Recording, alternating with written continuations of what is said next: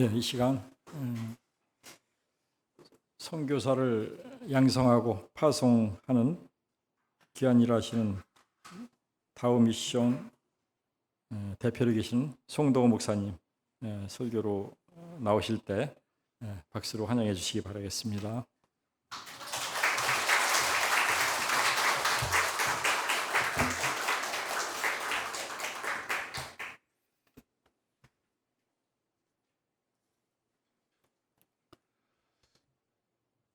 오랜만에 뵙겠습니다. 평안하셨죠? 네. 시민교회는 우리 시민교회든 아니면 어디든 제게는 늘 친정 같은 마음이 있습니다. 아는 얼굴들 이렇게 뵈니까 마음이 아주 따뜻해지고 제 마음도 평안해집니다. 목사님 안식월 연구를 준비하시면서 전화해서 2주간 좀 말씀을 부탁한다고 해서 한 주간은 가능하다고, 2주간은 저도 교회가 있는데 2주간을 다 비울 수는 없다고 했더니 목사님 교회는 목사가 둘인데 좀 목사 없을 때 와서 말씀 나눠주면 너무 좋겠다고 강권하셔서 저도 기쁨으로 왔습니다. 새해부터 또 우리 시민교회에서 저희 나우미션 저희 단체에 후원해 주셔서 주보의 뒤에 있어요. 나우미션 기도해 주시면 좋겠습니다. 그리고 또 그런 고마운 마음 때문에 더더욱 연속해서 2주간 와서 여러분하고 말씀을 나누게 되었습니다. 제게는 기쁨이고 영광입니다. 여러분에게도 그럴 수 있었으면 좋겠습니다. 네.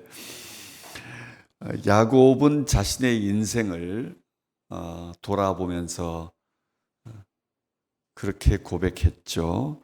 나그네 인생 140년이었습니다.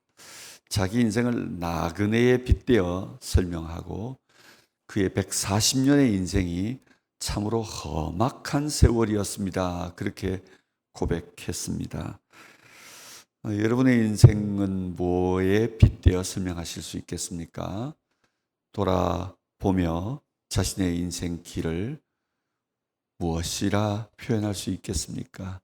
20년, 30년, 40년, 50년, 이제 훌쩍 60이 넘어 또 70을 또 80을 바라보는 우리들의 인생길을 무엇이라고 표현하실 수 있겠습니까? 저도 원래 이제 62이 넘었거든요. 그러니까 6학년 들어오니까 자꾸 거듭 제가 살아온 지난 시간들을 돌아보게 되고 제 인생에 대하여 반추하게 되어지는 때가 많은 것 같습니다. 나그네 인생이란 말이 참 적절하구나 그런 생각이 들었습니다. 본향을 두고 또 본향을 향하여 살아가는 우리 인생이기에 더욱 그러할 것 같습니다. 야곱은 자신을 나그네로 빗대었다는 것은 단순한 여행자가 아니라는 말이었습니다. 부모님의 극진한 사랑 속에 태어나서 자라던 사랑받는 아들이었고 어느 날 그가 원치 않는 시작된 도망자의 인생을 살아가고 있다는 말이기도 합니다. 빚진 자로, 쫓기는 자로, 노숙자로, 이주자로 인생을 살아갔던 거지요. 누가 봐도 야곱의 인생은 그야말로 거칠었고 험악한 나그네 인생 분명합니다. 이 나그네 인생을 살아온 야곱만 아니라 실제 우리의 인생도 야곱과 다를 바 없는 것입니다. 야곱의 삶은 우리의 일생입니다. 야곱의 일상의 이야기는 곧 우리의 일상의 이야기이기도 한 것이지요. 오늘 본문 10절 말씀에 이렇게 시작되지요. 야곱이 브엘세바를 떠나서 하란을 향하여 가더니 한 곳에서 해가 졌어 그곳에 유숙하기 위해 돌을 가져다가 베개 삼고 거기 누워 잤다라고 말합니다. 유대인들은 말론 쉘 엘레프 코카빔이란 말을 합니다. 말론이란 말은 호텔이란 말이고 엘레프 코카빔은 하늘의 별들 1000개의 별들을 의미하는 말입니다. 1000개의 별을 가진 호텔, 그곳이 어디냐고 물으면 그들은 제 미드바르, 그곳은 광야입니다 라고 그들은 아주 확정된 마음으로 당당하게 표현합니다. 5성급 호텔도 알고 7성급 호텔도 여러분 아실 텐데요. 천성급의 호텔은 잘 모르시죠? 이스라엘 사람들은 그 천성급의 호텔을 바로 광야라고 말하는 거죠. 어떤 곳에 큰 베두인 천막을 쳐놓고 그리고 그쪽 옆에 아파트를 지어놓고 그들로 하여금 아파트에 들어가서 살래, 베두인 천막, 그 천막에 살래, 그러면 염소털로 짜놓은 천막에 산다고 말하죠. 사우디아라비아에서 진짜 실제로 있었던 일인데 큰 아파트 단지를 지어놓고 베두인들 천막, 광야에서 천막 치고 사는 그들을 다 이주시켜서 그곳에 살게 했는데요. 나중에 그들의 생활상을 조사하기 위해서 조사관이 나와 보니까 여러분 그 아파트에는 누가 살고 있냐면 양들이 들어가 살고 있고 그들은 모두 천막 쳐 놓은 광야에 살았다는 말이 있습니다. 여러분 그들이 그 답답한 아파트 안에 들어가서는 답답해서 견딜 수가 없고 그들이 모두 다 광야에 천막 치고 다시 천막 생활을 영위했다는 말이죠. 그만큼 그 광야가 그들에게는 좋았던 겁니다. 야곱이 바로 그곳에 누운 겁니다. 저도 광야에 누워서 자본 적이 있는데요. 하늘의 별들이 쏟아질 것 같아요. 그리고 손을 정말 누워서 이렇게 누워서 있으면서 그 별들이 너무 가까워서 손을 이렇게 뻗으면 별을 만질 것 같아요. 그 정도로 하늘에서 쏟아지는 별들, 그 별들을 보고 누워 자는 그 광야 호텔이 정말 최고의 호텔인 거죠. 야곱도 아마 누워서 잠들기 전까지 그 별을 세었는지 모르겠습니다. 별 하나, 별 둘, 아마 그러다가 아마 별 셋, 넷 헤아리기 전에 그가 아마 골아 떨어졌을 것 같은데요. 여러분, 근데 그가 꿈에 그의 눈이 열렸죠. 그가 본 건 하나님의 영광이었습니다. 우리 일상에서도 이렇게 하나님의 영광을 경험하게 됩니다. 우리 일상에서 우리 눈이 열리면 하나님의 것, 신비한 것, 영광의 것들을 우리도 보게 될 것입니다. 단순하게 보는 것을 넘어서 관찰을 넘어 우리가 체험도 하고 경험도 하게 될 것입니다. 보는 것은 우리 눈인데 실제로 우리 인생이기도 합니다. 보는 것이 우리 인생을 결정하기 때문입니다. 오늘 본문 28장 우리가 읽은 10절 그 이전에 에서 곧 이삭의 두 아들 에서가 경험하고 본 것도 나오는데요. 6절에 보면 에서가 본즉, 8절에도 보면 에서가 또 본즉. 여러분 야곱도 12절에 꿈에 본즉 또 본즉, 13절에도 보았다는 말이 거듭되고 있거든요. 이 이삭의 두 아들 에서도 야곱도 그들이 보는 것과도 보다 그들의 인생이 결정되었어요. 에서의 보는 것은 유혹, 탐심, 불순종, 결국 부모님 슬프게 하고 자기네 인생의 실패에 귀결되었습니다. 오늘도 우리가 뭘 보는가에 의하여 우리 인생을 결정할 수 있습니다. 복된 눈 가지고 복된 것들을 보며 살아가는 저와 여러분 될 수 있기를 축복합니다. 오늘 일상에서 야곱이 보았던 이 영광의 것들을 우리가 함께 살피면서 오늘 우리 인생도 새롭게 달리 살아보는 기회가 되었으면 좋겠습니다. 야곱이 본 것 세 가지. 그 첫 번째는 12절 말씀에 꿈에 본즉 사닥다리가 땅 위에 서 있는데 야곱이 뭘 보았나요? 사닥다리를 보았습니다. 우리 모두 사닥다리를 보게 되었으면 좋겠습니다. 이 사닥다리는 땅 위에 서 있고 그 꼭대기는 하늘에 닿아 있었다고 말합니다. 이 사닥다리가 땅과 하늘을 연결하는 사닥다리였던 거죠. 예루살렘에 가면 히브리 대학이 있습니다. 그 히브리 대학은 자연과학대학이 있고 인문사회대학이 있고 이렇게 대학 캠퍼스가 한 3개, 농업대학까지 한 3개가 나뉘어져 있는데 자연과학대학 쪽으로 가는 길 쪽에 큰 계곡이 하나 나 있습니다. 그 계곡이 있고 그곳에는 기념교회가 세워져 있는데 다른 특별한 이유가 있어 보이죠? 그 계곡에서는 다름이 아니라 예수 그리스도를 십자가에 못 박았던 십자가 그 나무를 그곳에서 뱄다고 해서 십자가 골짜기라 부르기도 하고요. 또 기념교회 이름도 십자가 골짜기 기념교회라고 불립니다. 그런데 그곳에는 그 기념교회 곁에 얼마지 않은 곳에 하얀 조형물이 하나 세워져 있는데요. 높이는 한 50여 미터 정도 돼요. 곱게 서 있지 않고 조금 비스듬히 이렇게 되어 있긴 한데요. 다름이 아니라 계단입니다. 계단으로 되어진 높은 조형물이에요. 사람이 이렇게 한 아름 안을 정도의 이 정도의 크기가 되고 높이는 한 50m 되는데요. 그 계단을 자세히 살펴보면 밑에서 위로 올라가는 계단 모양으로 되어 있지 않고 위에서 아래로 내려오는 계단 모양이에요. 그러니 곧 하나님께서 이 땅으로 내려오셨다라고 하는 것을 설명하기 위한 계단인 것 같아요. 본래 이 사닥다리 계단은 신에게로 나아가는 길을 의미했습니다. 메소포타미아 지역에 가면 우리가 잘 아는 아브라함의 고향 어디죠? 갈대아 우르 그곳에 가면 가장 큰 지구라트가 있습니다. 지구라트라고 하는 말은 이집트의 피라미드하고 비견될 수 있는 건데 이 이집트의 피라미드는 왕의 무덤이잖아요. 근데 메소포타미아에 있는 지구라트는 신전이에요. 그래서 높은 탑으로 지어져 있는 신전이어서 망대 신전이라고 불려집니다. 근데 이 지구라트이 갈대아 우르에 있는 것 중에 가장 큰 것이 가로가 180m 정도 되고 세로가 360m 정도 되거든요. 그러니까 길이로 말하면 360m 되는 단일 건물이 잘 없죠. 그리고 폭도 180m 정도 되니까 굉장히 큰 건물입니다. 어마어마한 피라미드에 비견될 수 있는 건축물이에요. 그런데 그 한가운데에 계단이 있어요. 그 계단이 곧 인간이 신에게로 나아가는 길을 보여주고 있어요. 여러분, 늘 제단을 만들면 하나님도 그 제단에는 계단을 내라고 했습니다.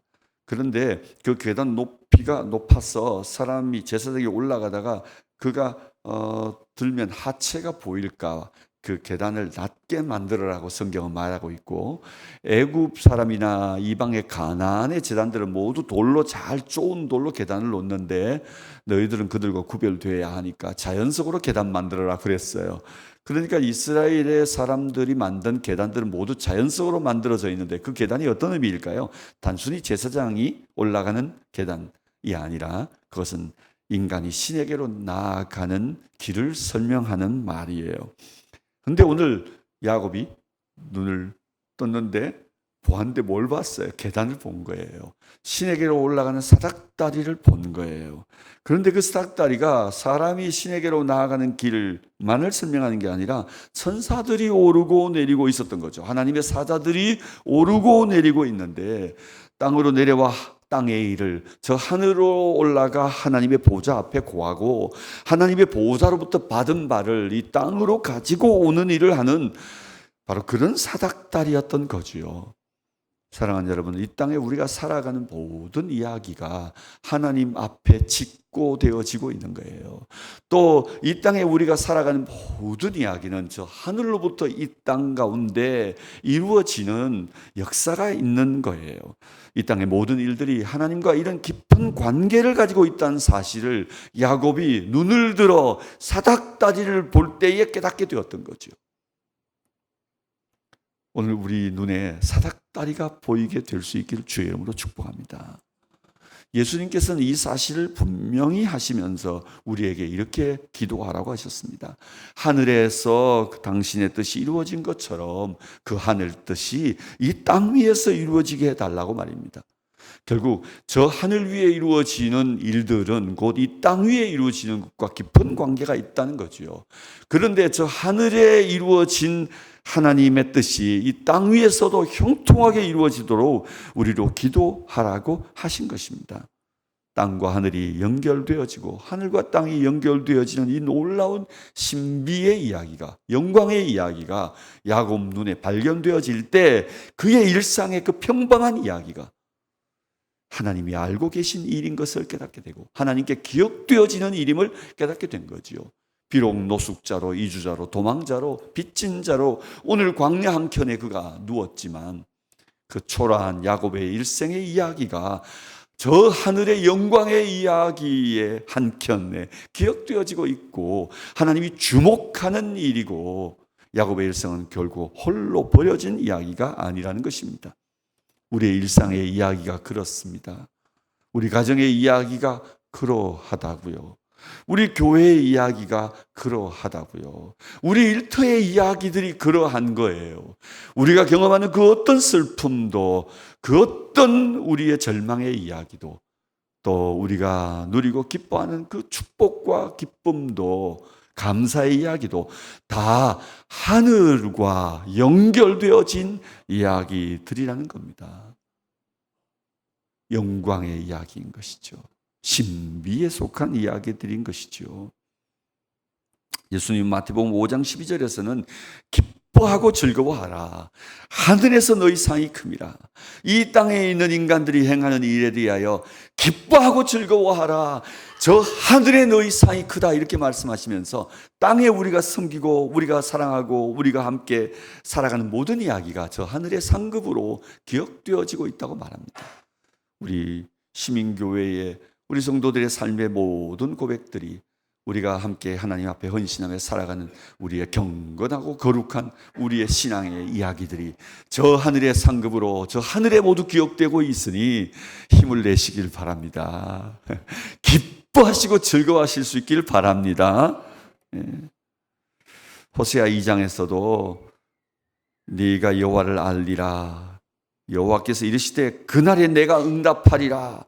나는 하늘에 응답하고 하늘은 땅에 응답하고 땅은 곡식과 포도주와 기름에 응답하고 또 이것들은 이스라엘에 응답하리라 이렇게 말씀하시면서 하나님이 선포하시는 모든 이야기가 이 땅과 하늘이 함께 응답하고 이 땅에 있는 모든 만물들이 응답하며 열매를 맺는다고 말씀하고 계세요. 여러분 하늘 저 보좌 위에서 오늘도 이 땅을 향해 하감하시면서 우리의 필요들에 대하여 당신의 말씀이 증거되기 시작하면 하늘이 당신의 말씀에 응답하고 땅이 하나님의 말씀 앞에 응답하고 우리 삶의 모든 환경들이 그분의 그 말씀에 응답하게 될 터인데요. 여러분 이 땅과 하늘이 결코 분리되어 있지 않고 저 하늘이 땅과 연결되어 있고 이 땅의 일이 하늘과 연결되어 있다는 사실을 깨닫는 사닥다리를 발견하는 오늘 저와 여러분 될 수 있기를 축복합니다. 두 번째로 야곱은 뭘 보았을까요? 13절 말씀을 보면 또 본즉 여호와께서 그 위에 서서 여러분 야곱이 그 사닥다리 꼭대기 위에 하나님이 서 계신 걸 보았습니다. 야곱은 하나님을 보았습니다. 우리도 하나님을 볼 수 있게 되기를 주의 이름으로 축복합니다. 하나님이 외로운 야곱에게 나타나신 것이지요. 그 야곱에게 당신을 드러내어 보여주신 거지요. 도망자인 야곱의 길 위에 지금 그 밤에 하나님이 찾아오셔서 당신을 드러내신 것입니다.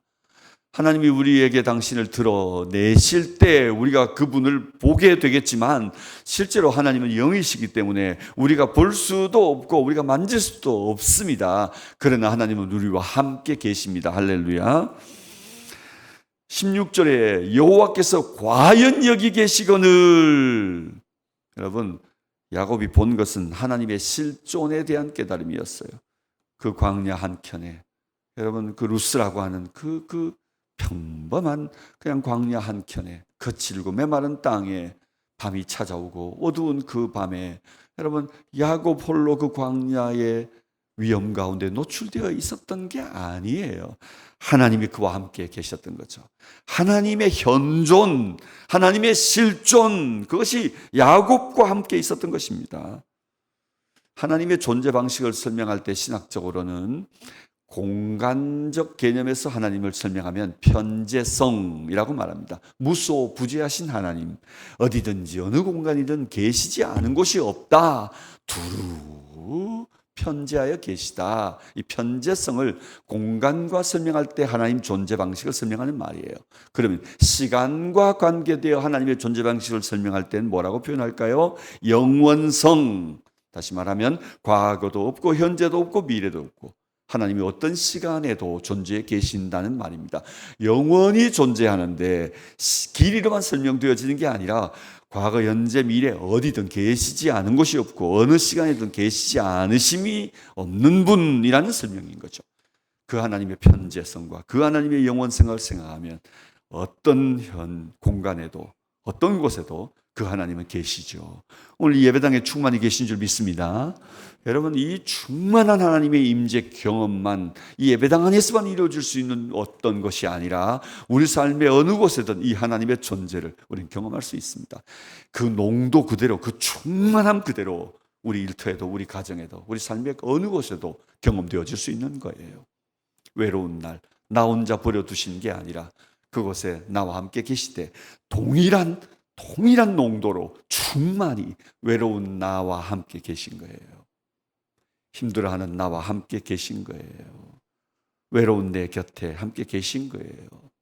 어떤 슬픈 날을 만나도 어떤 절망스러운 순간을 만나도 홀로 있지 않다는 것, 하나님의 현존과 실존이 나와 함께 있다는 사실을 경험하게 되길 주의 이름으로 축복합니다. 오늘 말씀해 보면 하나님은 야곱에게 나타나셔서 나는 아브라함의 하나님, 이삭의 하나님, 나는 여호와다 이렇게 말씀하신 것을 봅니다. 여러분, 마치 모세가 광야 호렙산에서 가시떨기 불꽃 가운데서 하나님을 만나듯 야곱도 이 베델, 아니 곧 루스라고 하는 바로 그 땅에서, 그 외로운 곳에서 하나님을 그렇게 만났던 거예요. 하나님이 모세에게 나는 여호와니 라고 말씀하실 때 여러분, 그 여호와라는 말의 의미가 어떤 말인지 아시죠? I am that I am, 나는 나다라는 말씀이었고, 영어로 번역하니 그렇게 장황한데요, 한국말로 말해도 나는 나다 이렇게 이해할 수 없는 무슨 말인데요, 실제로 히브리어에서는 그저 비동사예요. 그냥 be예요.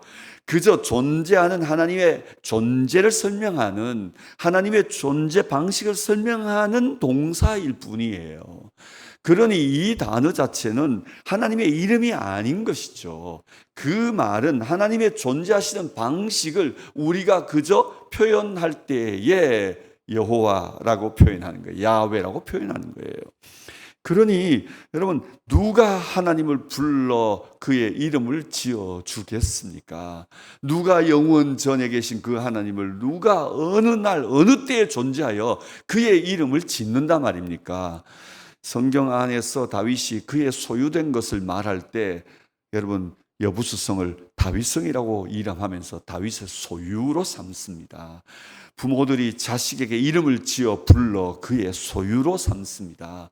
그의 기업된 것은 언제나 그의 이름을 불러 그의 소유를 삼듯이, 여러분, 성경에서 누군가가 이름을 불러 그를 소유한다고 하는 이 개념이 존재하는데요, 여러분, 하나님의 이름을 누가 지은 자가 없습니다. 하나님은 이름이 없는 분이에요. 사실은 그의 칭호가 있긴 하지만 그것 자체가 하나님의 이름을 누가 지어 불러 하나님을 만든 이가 없단 말입니다.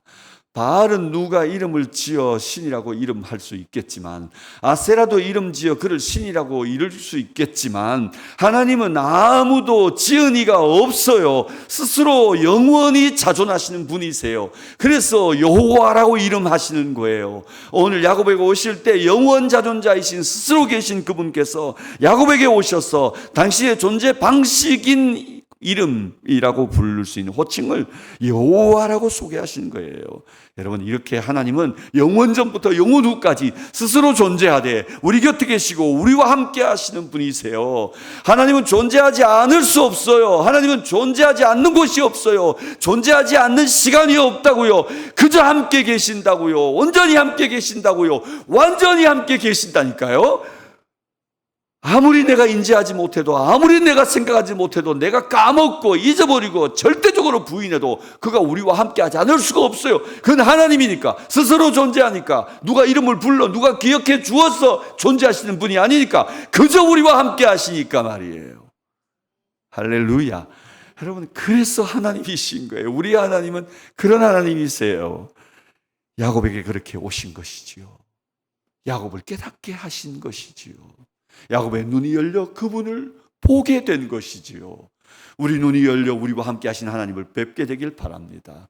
이 예배 가운데 충만히 계신 하나님만 아니라 내일부터 월요일부터 또 한 주간 살아가는 우리의 삶의 곳곳에서 하나님 그 하나님을 볼 수 있으면 좋겠어요. 지난 금요일 퇴근하면서 이렇게 저희 사무실 입구에 꽃들이 이렇게 있는데 말이죠. 아무도 돌보는 이가 없는지, 요즘 우리 스태프들이 바빠서 그런지 물 주는 걸 잊었는지, 이놈이 이 고개를 푹 숙이고 몇 놈들이 그저 이번 주말 지나고 나면 다음 주에 오면 이놈들 다 시들을 것 같을 정도로 말이죠. 요즘 메마르니까 건조하니까 사무실 꽃들이 다 물이 고파가지고 목이 타고 있었어요. 그래서 아이고 측은한 것들, 너희들 물 달라고 소리도 못하니 그냥 아무도 돌보지 못하고 이렇게 말라가는구나 싶어서 물 한 주제를 떠가지고 이렇게 부어줬어요. 또 이놈도 보니까 안쓰러워서 이놈도 그러다가 그냥 사무실에 물 결국 이제 다 들여다보고 또 다 물을 줬어요. 근데 여기에 그 오렌지 자스민이 하나 있는데요. 그놈이 고개를 너무 떨구고 있어서 물을 조금 줘도 안 돼서 말이죠. 또 갔다가 또 이렇게 주고 이렇게 기다리고 보았는데 거기 보니까 꽃망울이가 맺혔는데 말이죠. 한 15개나 맺혔어요. 내가 5월달 정신없이 다니느라고 내가 너를 진짜 못 봤구나. 이렇게 꽃이 잔뜩 맺혔구나. 그러면서 이렇게 꽃에 물을 주면서 그 꽃몽우리가 맺힌 걸 보는데 제 마음에 하나님이 그렇게 말씀하시는 거죠. 아들아, 나도 너를 돌본단다. 나도 너를 돌보고 나도 너를 살피고 네 목마름도 알고 네 힘든 것도 내가 알아. 이렇게 말씀하시는 거예요. 갑자기 눈시울이 붉어져가지고 저도 그래서 꽃에 물 주다가 꽃을 돌보는 내만 아니라 나를 돌보는 하나님을 제가 여기서 만났어요. 얼마나 뜨겁게 만난지 몰라요. 꽃에 물 주다가 또 울었네. 여러분 곳곳에서 우리가 하나님을 뵙잖아요.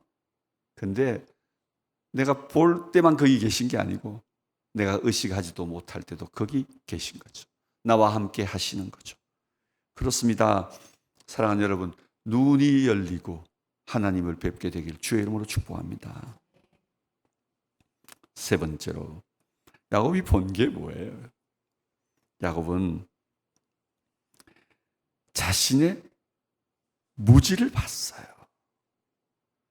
16절에 보면 야곱이 잠이 깨어 이르되 여호와께서 과연 여기 계시거늘 내가 알지 못하였도다. 여러분, 내가 알지 못하였도다. 야곱은 자신을 본 거예요. 자기를 안다는 것, 자기를 본다는 것, 이거 참 쉽지 않은 것 같습니다. 그런데 오늘 야곱은 눈을 들어 사닥다리를 보고 하나님의 영광과 그 신비를 봐요. 눈이 열려 하나님을 봐요. 그러다가 눈이 열려 자기를 보게 된 거예요. 고대 철학자 소크라테스는 네 자신을 알라고 한 말을 우리가 기억하시죠? 사실은 그 말은 철학의 기초요, 철학의 완성인 말이에요. 고대 철학이 가졌던 우주와 세계의 생성에 대한 관심, 신의 존재에 대한 관심, 인간 존재에 관심을 기울이면서 마지막 깨달음이 인생에 대한 깨달음인데 그게 바로 네 자신을 아는 것이, 자기 자신을 아는 것이 가장 중요한 철학의 기초요 완성이란 말이에요. 여러분, 우리가 온 세상 우주가 어떻게 돌아가는지 다 안다 하더라도 여러분 우리의 지식이 참 해박하여서 세상에 돌아가는 모든 물정들과 모든 사실에 대한 이해가 우리가 깊고 통찰도 깊고 또 여러분 세상의 모든 사람들의 이야기에 이래라 저래라 분수 뜰 만큼 지식과 지혜가 있다 하더라도 말이에요. 나 자신을 알지 못한다면 그게 무슨 소용이며 나 자신을 알지 못한다면 참으로 아무것도 모르는 것과 같을 겁니다. 따옥이라는 동료, 따옥이 아시죠?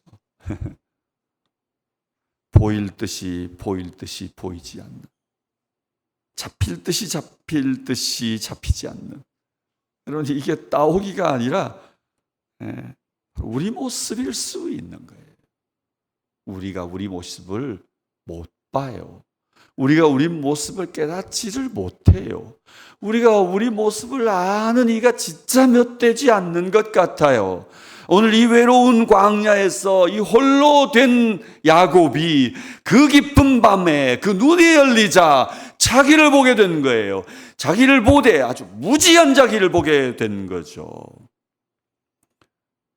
미국의 유명한 부흥사였던 찰스 피니라고 하는 부흥사가 있습니다. 미국의 부흥 시절에 최고의 부흥사였죠. 그가 전하는 메시지의 핵심 메시지가 이런 거였어요.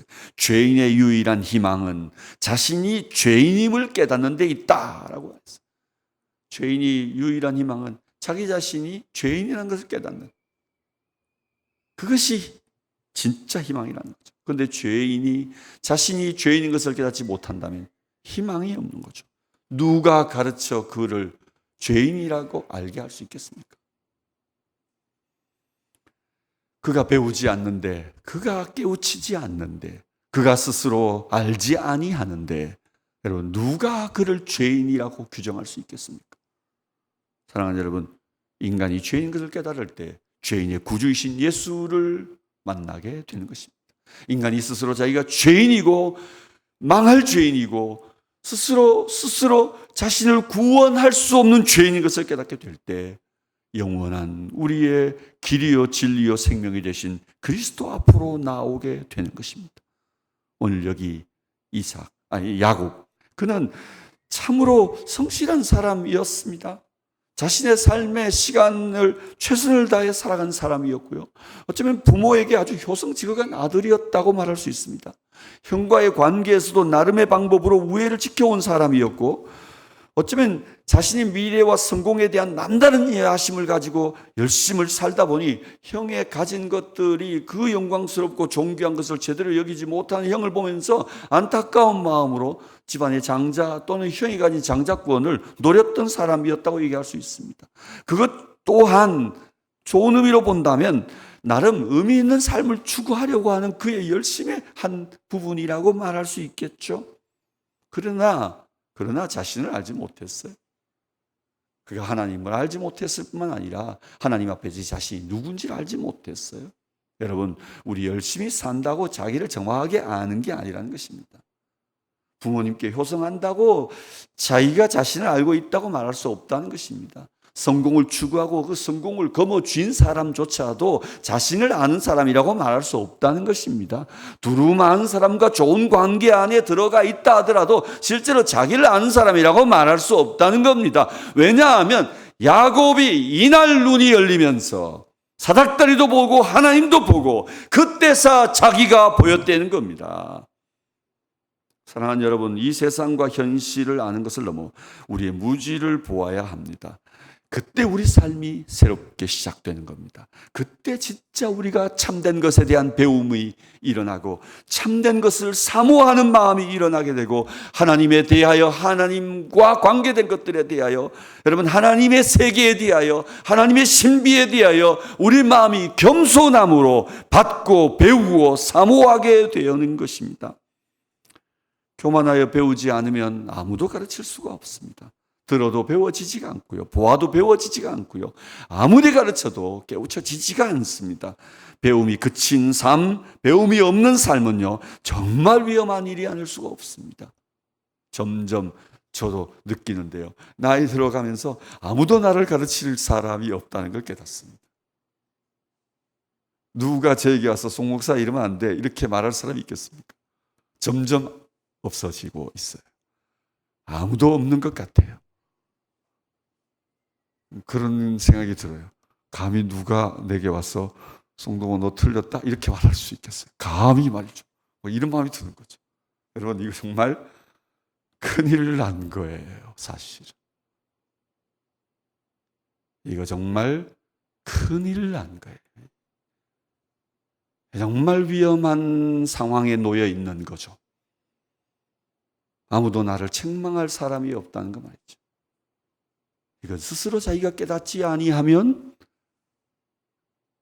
스스로 자기가 자신을 배우지 않으면, 스스로 자기가 누군가인가를 정직하게 직면하지 않으면 아무도 가르칠 자가 없는 이 위험한 상황에 놓인 이 위기의 사람인 거죠. 사랑하는 여러분, 우리가 위기의 삶을 살 수 있습니다. 지금 위기에 놓인 사람일 수도 있습니다.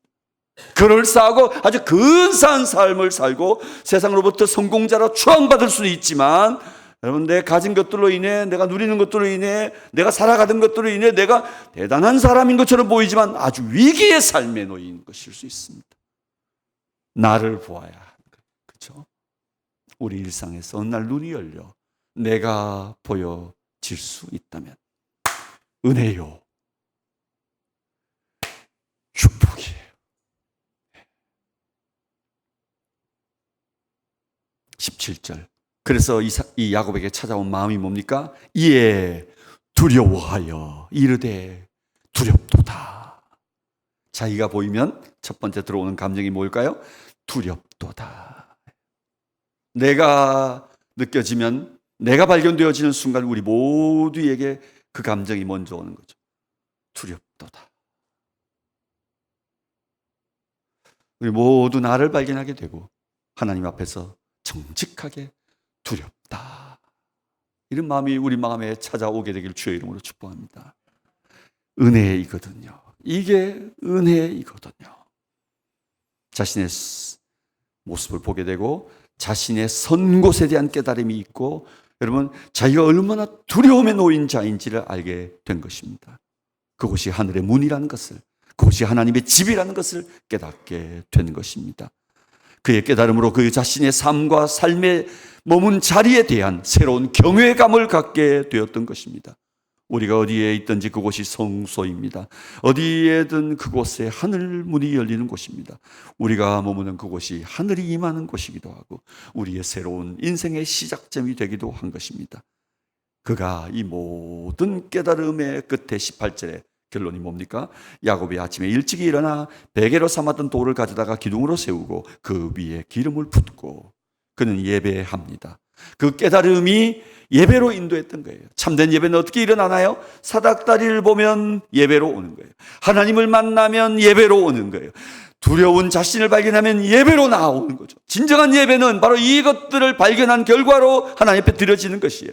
참된 예배는 이곳으로 나오게 되는 거죠. 사랑하는 여러분, 오늘도 우리가 이 예배의 자리에서 사닥다리도 발견하고 내 인생에 놓인 하나님의 사닥다리, 여러분, 내 인생에 찾아온 하나님도 발견하고 두려운 나 자신을 발견하면서 하나님 앞에 참된 예배로 나아가는 시간이 될 수 있기를 주의 이름으로 축복합니다.